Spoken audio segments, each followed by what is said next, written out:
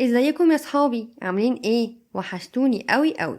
يلا نرسم الصليب مع بعض. بسم الاب والابن والروح القدس الاله الواحد امين. النهارده هنتكلم عن حاجه عجيبه حصلت من زمان قوي قوي. تعالوا نعرف مع بعض ايه الجبل اللي اتنقل زمان من مكانه.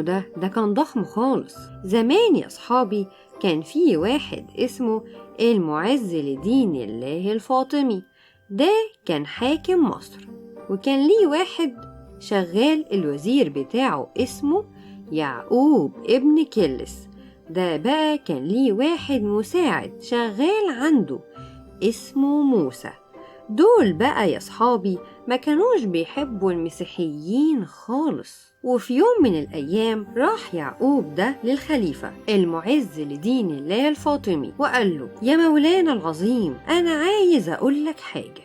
ده في آية عند المسيحيين مكتوبة في الإنجيل بتاعهم بتقول: لو كان لكم إيمان مثل حبة الخردل لكنتم تقولون لهذا الجبل انتقل من هنا إلى هناك فينتقل، ولا يكون شيء غير ممكن لديكم. أهي يا مولانا، ادي الشاهد بتاعها متى 17:20. الخليفة رد وقال له: يعني انت عايز نعمل ايه يا يعقوب؟ رد موسى المساعد بتاع يعقوب وقال له: يا مولاي، يعقوب يقصد اننا نخلي المسيحيين يثبتوا الكلام ده. رد الخليفة وقال: فكرة حلوة، ويلا نشوف بقى ايمانهم هيعمل ايه. يعقوب قال: بالظبط، ونشوف ايمانهم ده صح ولا غلط. رد الخليفة: خلاص أنا موافق، وأدينا كده عايزين ننقل الجبل اللي موجود شرق القاهرة ده. يعقوب ده بقى يا صحابي كان بيقول الكلام ده للخليفة وهو في قلبه مفيش أي محبة للمسيحيين. وبعد كده يا صحابي الخليفة بعت لواحد اسمه بابا إبراهام. ده بقى كان البابا وقتها، واتكلم مع الخليفة في الموضوع بتاع الآية دي. والخليفة قال له: لو فعلا إيمانكم قوي الجبل ده هيتنقل. والبابا رد عليه وقال له: طب اديني 3 أيام كده وبعدها هرد عليك. ال3 أيام دول يا صحابي عشان البابا يلحق يعرف كل الشعب، وكمان يخليهم يصوموا ويصلوا لربنا عشان يتدخل في الموضوع ده. بصراحة هما كده ما بقاش عندهم أي حل خالص يا صحابي غير إن هما يصوموا ويصلوا.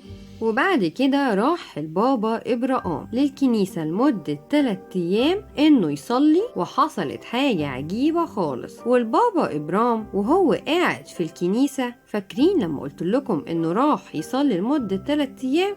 اهو بقى حصل حاجة عجيبة. في فجر اليوم الثالث ظهرت مين؟ ظهرت ماما العذراء للبابا إبراهام وقالت له: السلام لك يا حبيبي إبراهام. البابا إبراهام قال لها: مين؟ أمي العذراء، السلام ليك يا أم النور. وماما العذراء قالت له: قد نظر ابني إلى صومك وصلاتك أنت وشعبك، وسوف يتمم الله المعجزة على إيد واحد اسمه سمعان الخراز. رد البابا إبراهام وقال لها: مين سمعان الخراز ده يا أم النور؟ ردت ماما العذراء وقالت له: قم واخرج من الكنيسة، ستجد رجل حامل جرة ماء، اذهب معه وستتم المعجزة على يده، وينتقل الجبل من شرق المدينة.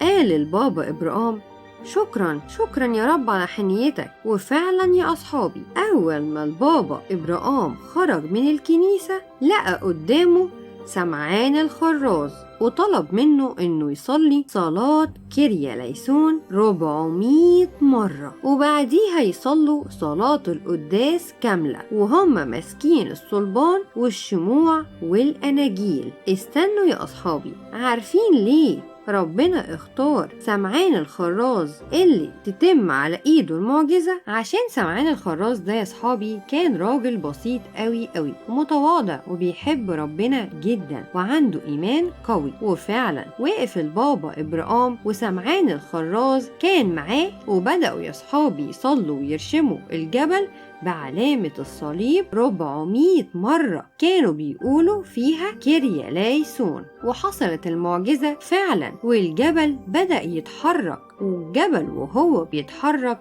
كان بيطلع وبينزل، وكان قرص الشمس باين من تحت الجبل يا صحابي.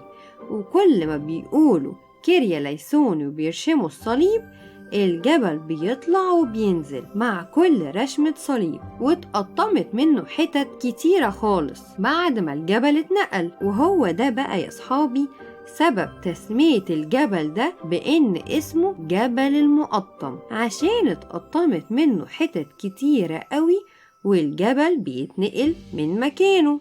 ويا ترى بقى مين اللي كان واقف وشايف المعجزة الجميلة قوي قوي دي؟ الخليفة كان واقف وفضل يقول للبابا إبراهام أنا صدقت خلاص في الآية بتاعتكم دي، خلاص خلاص خلاص يا بابا إبراهام، كده المدينة هتتقلب كلها. وفعلا يا صحابي هما صدقوا في الآية دي، الخليفة ويعقوب المساعد بتاعه، وطبعا ده نتيجة الصلاة يا أصحابي. نتعلم إيه بقى من المعجزة الجميلة قوي دي يا أصحابي؟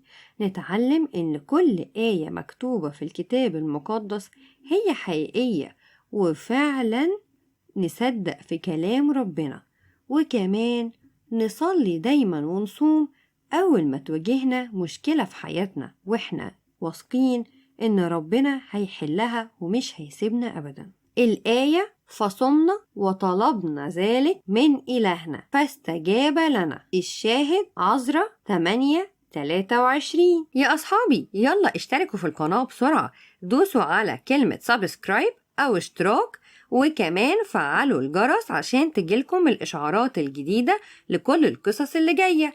وكمان اوعوا تنسوا اعملوا لايك للفيديو ده عشان يوصل لأكبر عدد من أصحابكم. نتقابل في قصة جديدة، باي باي.